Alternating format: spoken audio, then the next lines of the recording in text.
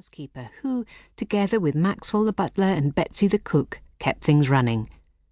Though staff numbers had been cut to the bone over recent years, the three of them maintained a standard Iggy found frankly breathtaking. With a laugh, Iggy gently extracted her arm and smoothed the sleeve of her top down over the mess on her arm. "I've got a medicine cabinet full of stuff like that. A few scratches come with the territory.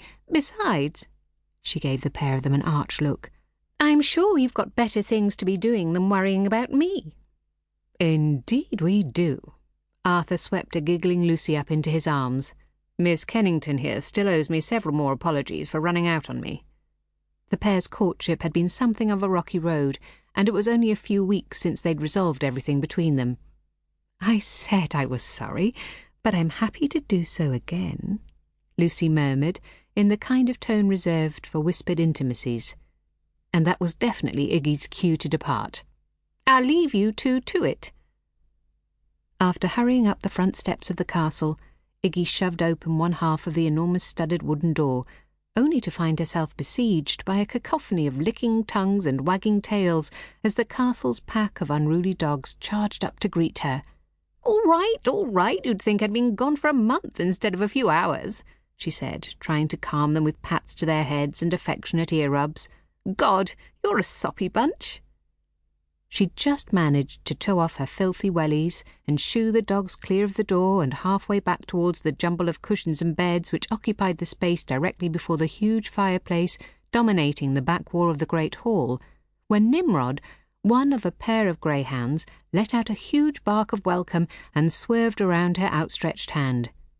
Bella, the other greyhound, let out a keening yap and flew after her. The pretty brindle dog adored Lucy almost as much as Arthur did. Knowing she had no chance of holding the rest of the pack at bay now Arthur's presence had been announced, Iggy stepped out of the way to let them charge pell-mell back across the hall to greet their beloved master and the new mistress of the castle. Taking care not to slip on the tiled floor in her thick woolen socks, Iggy made her way to the curving staircase and began to climb, her knees aching in protest after a day spent bending and crouching in the gardens. She had no plans for the evening, like most other evenings in recent memory, so perhaps she would forego her planned shower and indulge in a soak in the clawfoot tub which dominated her bathroom. While she was alone, she could catch up on the latest gossip about her favourite celebrity, the rock star of the gardening world, Will Talbot. Though she wouldn't be caught dead admitting it, her fascination with him went beyond his amazing skills with plants and his innovative design skills. With his close-cropped hair and a wicked scar slicing across one cheek, Will was the most attractive man Iggy had ever seen. Tristan had been reading one of the tabloids at breakfast that morning, and she'd found herself staring at her secret crush as he scowled out from the front page. She'd waited until everyone had gone before filching the paper and hiding it up in her room for later study. Yes, a hot bath and a bit of gossip was just what the doctor ordered, she decided. Lost in thought, she didn't notice Arthur was calling for her until he all but yelled her name. Turning as she reached the wide balcony at the head of the stairs, she couldn't help but smile at the sight of her brother on his knees, surrounded by a mass of wriggling dogs. Lucy was curled up beside him, Bella ensconced firmly in her lap. Leaning on the balcony railing, Iggy called down, "What's all the yelling about?" "I only said your name 5 times, cloth-ears," Arthur replied, the good-natured grin on his face turning into a startled laugh when Nimrod took advantage of his distraction to swipe a lick under his chin.